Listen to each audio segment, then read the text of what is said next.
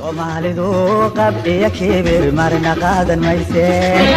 Somalidu qab iyo kibir marna qaadan mayse waxaana la ka qaban waayo qarqarsiga ku jooga mayna qof saclayo qaar kaloo kalito u qaarabanaya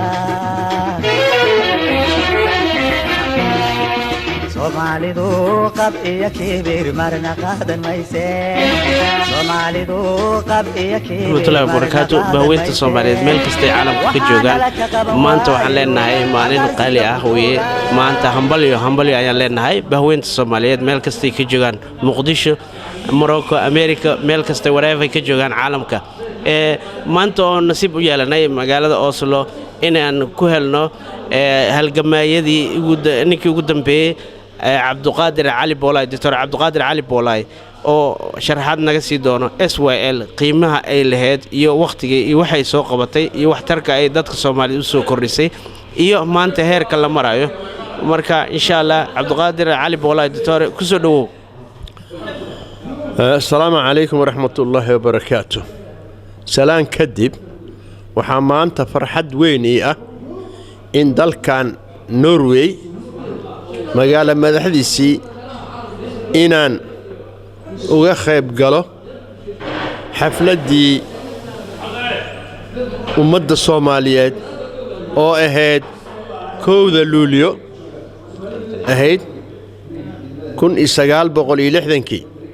oo ka soo wareegatay maanta 52 sano ayaa ka soo wareegatay meeshan waxaan ku haynaa masawir oo ah masawirkaasi oo ah kooxdii ugu horeysay oo loo soo tababarayay dawladnimada 1953 kooxdaasi waxa ay ka koobnaayeen saraakiisha Soomaaliya waxa ka mid ahaa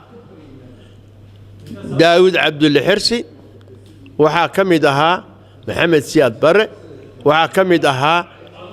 Maxamed Ibraahim Liiqliiqato waxa ka mid ahaa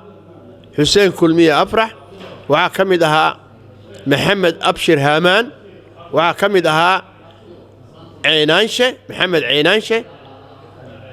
waxay ahaayeen militariga oo lagu soo tababarayay waxa kale oo nala jiray siyaasiyiintii oo ka mid ahaa Daahir Xaaji Cusmaan oo ka mid ahaa asaasayaashii SYL waxaa nala socday Cusmaan Cumar Sheegon in la yiraahdo waxaa nala socday nin la yiraahdo Aweys Maxamed oo ahaa dadkii siyaasadda loo soo tababarayay anigii iyo dhalinyaro kale anigoo Cabdulqaadir Cali Boolay ah iyo Cabdullaahi Axmed Karaani iyo Maxamed Cali Nuur iyo koox aanoo 19 qabood ah annagana waxaan ahayn dhalinyaradii loo diyaar garoonayay in maamulka hoggaanka ummadda Soomaaliyeed 1960 markii xornimada la gaaro ayaad ku arki kartaan waxaan rajaynayaa website-da iyo telefishinada inaad ka aragtaan kooxdii ugu horeysay oo saldhigga u ahayd dawladnimadii ummadda Soomaaliyeed haddii aanu noqdo SYL saad ogtihiin waxay abuurantay 15 Maajo 1943 waxaa nasiib loo yeeshay 13 dhalinyaro ah inay ka dhiidhiyeen isticmaalkii ummadda Soomaaliyeed cagta ku hayay markii ay ka dhiidhiyeen waxay isku dayeen in 13 kaasi inay furaan meel lila club Somali Youth Club markii fureen waxay ku fureen inay tahay meel maqaayo isugu yimaadaan waxay ku fureen meel iskool ah tababar dhalinyarada lagu siiyo ay ka fureen laakiin nasiib wanaag intaas markay dhacday ka bacdi dadkii meesha ku soo badanayay dhalinyaradii soo kordhay markii ay soo kordheen dhalinyaradii markaas 1947 waxaas noqday xisbigii Somali Youth League leegada la yiraahdo jiray ayuu noqday marka wixii inta ka dambeeyay dhibaatooyin badan waa la soo maray SYL cayaar ma ku keenin dowladnimada xornimada Soomaaliya waxa lagu keenay dagaal halgamayaal badan yaa naftooda u huray 1949 maalintii ahayd 5 Oktoobar oo loo soo caleemo saaray Talyaani inuu dalka ku soo noqdo ummadda Soomaaliya ay uga hortagto askartii Ingiriiska dadkii banaanbaxa u soo baxay xabaday ku fureen ama kala taga marka dadkii meesha joog dhagaxay qaateen dhagaxii lagu la dirraayay iyaga banduuqay wateen annagana dhagaxaan wadanay dhagaxa lagu la dirraayay rag badan oo odayaal ah ayaa ku nafwaayay meeshaasi Soomaaliya waa inay ogaataa dowladnimada dheedheel kuma imaanin dowladnimada waxay ku timid dhiig halgamayaasha ay daadiyeen ay ku timid khaasatan gabdhaha Soomaaliyeed oo waagas jiray la oran jiray sistayaal kuwaasi waxay ahaayeen kuwa taakuleynay kuwa dhiirigelinay kuwa markii xabsiga la geeyo SYL sharageeda markii la xabiso kuwii cuntada xabsiga ugu geejiray ahaayeen waxa kamid ahayd Xaliima Kulmiye naag la yiraahdo raaxa ayaan la naag la yiraahdo ayaa kamid ahayd waxa soo dhan waxay ahaayeen gabdhihii run ahaantii doorka weyn ka qaatay dhismaha horumarinta xisbiga SYL hadday iiga jirin waxa la oran karaa waxa xisbiga waa baabi'la laakiin wuxuu ku adkaystay inuu ka hortago isticmaalka Ingiriiska marka nala joogin nasiib wanaag waa lagu guuleystay 1950kii Talyaani loo soo magacaabay United Nationska dagaal badan baa la galay Cabdullaahi Ciise Maxamuud 1949kii markuu United Nations astagay wuxuu u soo jeediyay ummadda Soomaaliyeed baaq abella ay Soomaali baaq Soomaali soo jeedinayo oo leeyahay ogaada isticmaalkii shali ayaa inii soo noqoshay ay ogaada mithila daraadeedii waxaan iniga baryahay ummadda Soomaaliyeed ka hortaga hal laga hor yimaado isticmaalka Talyaaniga inuu soo noqon nasiib darase Talyaaniga waa soo noqday 10 sano yaa la yiri dawladnimo ku gaarsi intaas ayaan u sheegayaa ummadda Soomaaliyeed دكتور عبدالقادر علي بولاي aad baa mahadsan tahay fursadda qaaliga aad nasiisay waana kaaga mahad celinayna haddaan nahay Nuxur Media ee dhammaan bahweynta Soomaaliyeed degan Oslo aad baan kuugu faraxsanahay mar labaad ku soo dhawaan kuleen waxaan noo sharaxday masawir ayaa meeshan ka muuqdo masawirkaas oo ah ragii kamid ah SYL dadkii ugu qiimaha badnaay oo soo mara taariikhda waxa tiri dadkan waxa loo qaaday qayb military ah qayb academical ah oo waxbarasho iyo aqoon kale to caadiga ah soo qaadanaysay waxa sharaxad ma nooga bixi kartaa masawiradan nimankii kale yihiin iyo waxa runtii hadda ka hor sheegay nimankaas waxa kamid ahaa military hadii la yiraahdo waxa kamid ahaa hadii aan soo qaato General Daoud waxa kamid ahaa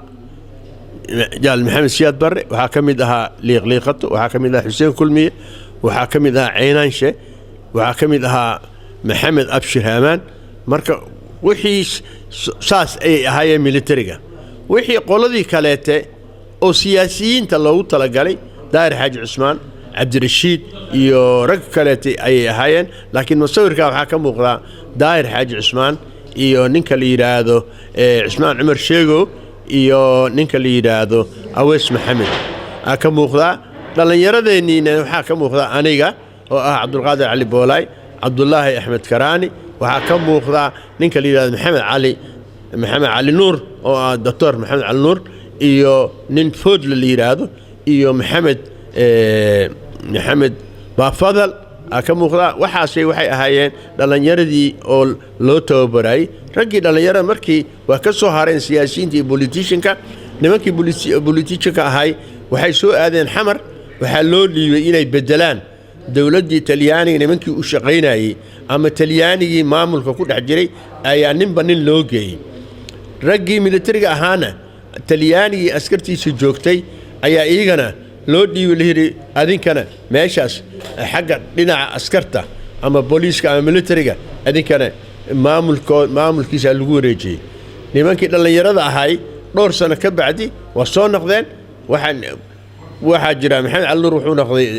doctor oo takhtar yuu noqday karaani wuxuu noqday xanaanada xoola aniga waxaana nin journalist ah kuwa kaleetana saas ayaan isugu soo xignay doctor aad u mahadsan tahay waana kaaga mahad celinaa waqtiga qaaliga waxaad tiri adiga waxaad noqotay dadka ka shaqeeya meediyada usoo tababartay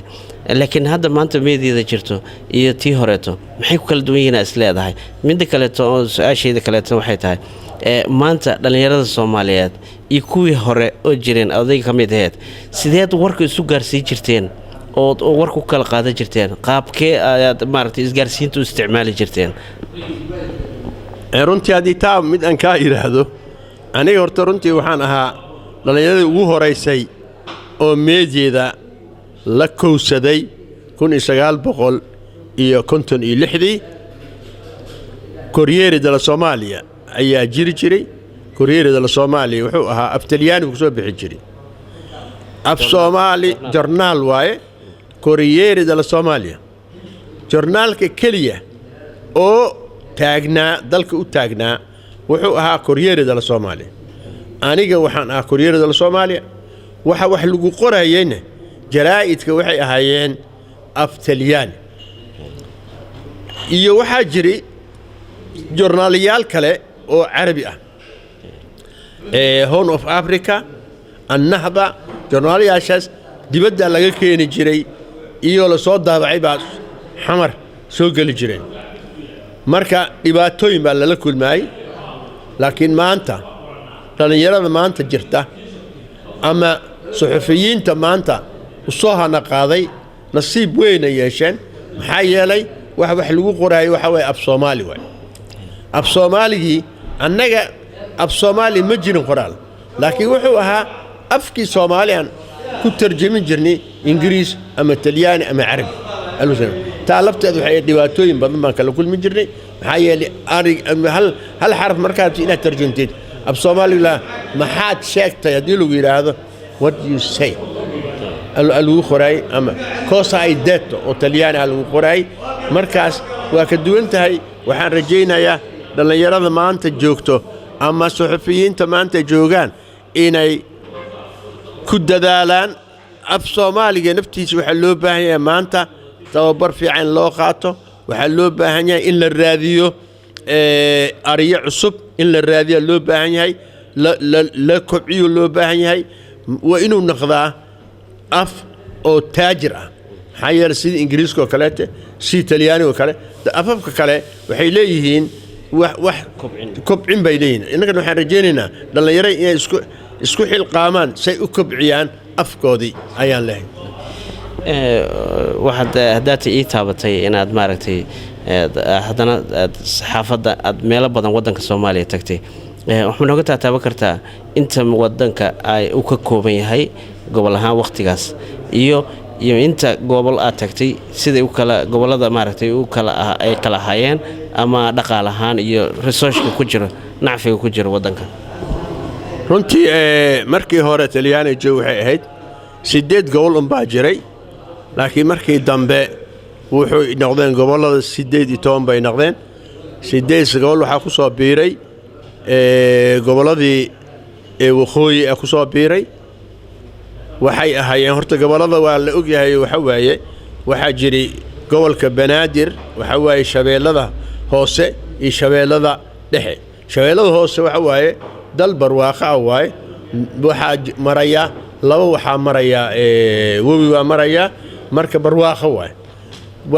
waxa jira gobolka Mudug oo kale waa dhibaato badan yahay laakiin waa gobol xoolaad waaye gobolka la yiraahdo Burco waxa waaye isagana gobol xoolo waaye xoolo badan bay leeyihiin Hargeysa gobol fiican waaye laakiin waxa waaye sida xamar oo kale waaye wax ma ka baxaan laakiin wuxuu leeyahay meelo kale oo beera ah yaa le berzambio Togo Jaalo kale meelahaas oo dhan waxa ka baxaya waxa jiraya waagi taleex meesha la yiraahdo waagi hore waxa ka bixi jiray masiga ka bixi jirtay waagi sayidka waas daraawiishta ay joogtay hadda laakiin waxaad moodaysaa inay baaba'day birzembi meesha la yidhaha sanaag waxa waaye waa meel aad u fiican waaye dhaqaalo fiican baa laga keeni karaa maxaa yeelay waxa waaye dhul oo siman waaye dhul buurar leh waaye waa meel aad iyo aad nolosha ummadda oo wax weyn ka qaban karta mustaqbalka ummadda Soomaaliyeedna door weyn ayay ka qaadan kartaa berzembio gobolada shabeellada hoose ogtiin waxa ku yaalay warshadii sokorta ku taalay ilaa shabeellada dhexe waa shabeellada dhexe maanta waa warshad ma jirto wixii laakiin xoolihiina laakiin waxa loo baahan yahay in dib loo soo nooleeyo warshadihii ummadda Soomaaliyeed ay lahayd دكتور أدي ما mahadsantahay waxaad ii sheegtaa SYL awalan fikirkaas intuu ka yimid mid kale ururo kale la mid ah miyay jireen oo waqtigaas la jaan ama jiray ama gobolada kale ka jiray miyay jireen sidee sharaxaad ma naga sii kartaa ha SYL runtii iyada ugu horeysay wax la yiraahdo xisbi wataan sheegnay waxa urur dhalinyarada abuurmay markii ka bacdina meesha waqooyi waxa ka jiray run ahaantii xisbi la yiraahdo SNL Somali National Liberation yaa ka jiray meesha Djibouti waxa ka jiray urur aqal Front Liberation jiray waxa soo dhan waxay ahaayeen tartan ay ugu jireen ummadda Soomaaliyeed oo minaysa in la helo laakiin nasiib darro ma dhicin maxaa yeelay laba gobol baa dawlad noqotay saddex gobol wali waa naga maqan yihiin NFT naga maqan waxa naga maqan Soomaaliya waxa naga maqan Ethiopia naga maqan tahay hadda waxa la yiraahdaa gelinka shanaad isbariya waxaan rajaynaynaa iyada nafteeda inay ummadda Soomaaliyeed mustaqbalka inay soo raacdo rajaynayna maanta dhalinyarada jirto waxay isticmaalaan qalab technology aad iyo aad caalami ah oo caalamka la jaan qaadeen marka dhalinyaradii hore too jirtay waxay warka soo geey jireen siyaabo kala duwan marka maxaad maanta dhalinyarada noocaas ah oo qalabkaas haysto technology haysto maanta qofka inta wacan toos ula hadli karo email u diri karo Facebook isticmaali karo caalamka technology-giisa ka faa'iideysanayo maxaa kula tali lahayd inay xiriir wanaagsan ay sameystaan iyo sidee ula tali lahayd horta runtii waxa waaye isgaarsiinta annaga dhibaataan ku qabnay maxaa yeelay waxa isku gaarsiin jiray hello waxa isku gaarsiin taararka yaa isku gaarsiin jiray maxaa yeelay markii aniga aan tago gobol inaan soo diro taar ayaan soo diray warka markaan soo diyaariyo taarka xamar uu soo diray si joornaalada iyo raadiyo Muqdisho lagu sheego laakiin maanta dhalinyarada maanta joogto fursad weyn ay haystaan maanta horumar weyn ayaa laga sameeyay xagga isgaarsiinta sida daraadeed waxa loo baahan yahay inay ka faa'iideystaan isku xirmaan iska warhayaan sidaas ayaa meel horumar ay ku gaari karaan doctor ma isleedahay sidii ragii SYL oo kale ayaa la heli doonaa ama noocaas rag u dhigmo quality-ga qiimahaas iyo leh ayaa la heli doonaa misleeda rajadaadu intayna la egtahay runtii waxaad rajada ii muuqato waxa weeye aniga waxaan rajaynayo jiilkeenii kolba hadda waa kala tagay waxaan rajaynayaa jiilka soo socdo inay noqdaan kuwii dalka badbaadiyey kuwii dalka kor u qaaday kuwii dalka horumarin gaarsiiyey saad ogtihiin nabigeena Maxamed ahaa wuxuu yiri markii asjoogi Taayif oo la yiri hal rogo waxa siri ii dhaafa dhabarkoodii wax ka sugaya annagana hadda waxaan leeyahay jiilka dambe oo soo socdo ayaa rajadayga ay ku weyn tahay inay dalka badbaadiyaan doctor go'aamadii dhaxalgalka ahay oo adiga taariikhdaada qalbigaaga mar walba taabanayo miyuu jiraa oo hadduu jirana ma noo caday kartaa horta run ahaantii SYL go'aanka ugu muhiimsan wuxuu ahaa in mar la gaaro Soomaaliya weyn Somali Great Somalia shanta Soomaaliya iswadata in la helo la gaaro ayaa taas muhiimadda ugu weyn taas ay ahayd halganka SYL-na ujeedadiisii fog waxay ahayd in maalmaha ka mid ah in ummadda soomaaliyeed midowdo soomaali weyn la gaaro gareed soomaaliya la gaaro maxaa yeelay waxaa la abuuray ban soomalism wax la yidhaahdo ban soomalism waxay ahayd shanta soomaali inay midowdo waxaa ka mid ahaa raggii ban soomalism ahaay maxamuud xarbiyaa ka mid ahaa oo jabuuti waxaa ka mid ahaa gareed maktal daahir waxaa ka mid ahaa cabdirashiid khaliif oo nft ka socday waxaa ka mid ahaa xarbi ninka la yidhaahdo maktal iyo cabdirashiid khaliif oo usiga ka socday meesha la yidhaahdo nft intaas meesha xamar waxay isugu yimaadeen in la helo soomaali oo midaysan laakiin nasiib darro laguma guulaysanin laakiin waxaa lagu guulaystay waqooyi iyo koonfur inay midoobaan waxaana ballanta ahayd dowladda ujeeddooyinkii loo abuuray waxay ahayd inay dhammaantoodii labadan gobol oo heshiiyey in xoogga la saaro sidii saddexda goboloo kaleetana ay xoreeyaan okay doctor waa mahadsantaas gabagabadii su-aashaydii ugu dambaysay maxaa kula tali lahayd dowladda soomaaliyeed oo hadda dhisan iyo midda soo socotoba oo la dhihi doono ee soomaaliya maanta waxay u noqonaysaa tii lagu wada heshiiyey oo laisugu yimid maxaa kula tali iyo dadka hadda soomaaliya kala gogoynayo oo calamada faraha badan oo kala nuuca wato maxaa kula tali lahayd adiga ahaan iyo waxay damacsan yihiin horta waxaan leeyahay waxaasay baaq baan uga soo jeedinayaa maanta ummadda soomaaliyeed haddii ay kala gogo'do waxa waaye isticmaarka waagii waxaan odhan jirnay soomaaliya hal iska ilaaliyo isticmaarka cusub isticmaarkii cusub waana soo galay usaa dadkii kala jiidanayaa ujeeddadiisa isticmaarka waxay tahay in soomaaliya gobol ay noqoto sida somalilan sida puntland sida hiiraan waxyaalahaas inay noqoto laakiin waxaan leeyahay soomaaliyey ogaada maanta ummadda soomaaliyeed waa ul iyo tiirkeeda kalama go'aayaan soomaali mid waaye af soomaaliyay ku hadlaan diintoodu islaam waaye soomaali way isdhaleen ya abtiyow eesimo waaye waxaan ini leeyahay ka tanaasula dowladda cusub oo dhallinaysa waxaan leenahay cadaaladda ha la xaqiijiyo maxaa yeelay cadaalad dar hadday timaado ummadda soomaaliyeed wax u hagaagaya male kuwa soo socda waxaan leeyahay cadaaladda ha lagu dadaal maxaa yeelay intii cadaalad dara jirto maxaa yeelay 4.5 macnaheedu waxa waaye qof oo nis ah islaamka ma qabo qof nis ah meel ay ku taalla ma jiro waxa weeye soomaali unbaa samaysatay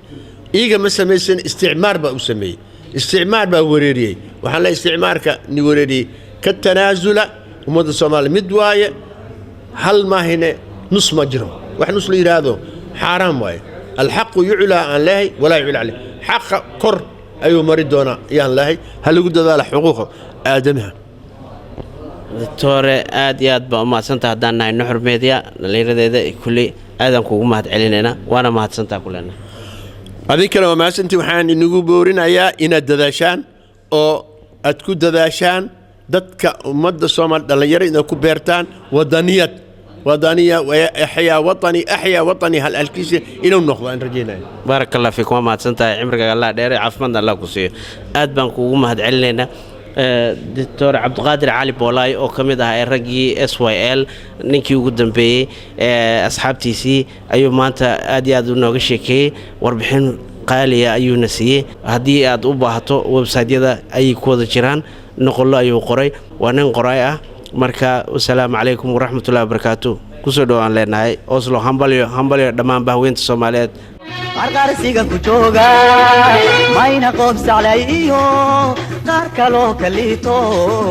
u qaadhaabanaya soomaalidu qab iyo kibir marna qaadan mayse soomaalidu qab iyo kibir marna qaadan mayse waxaana la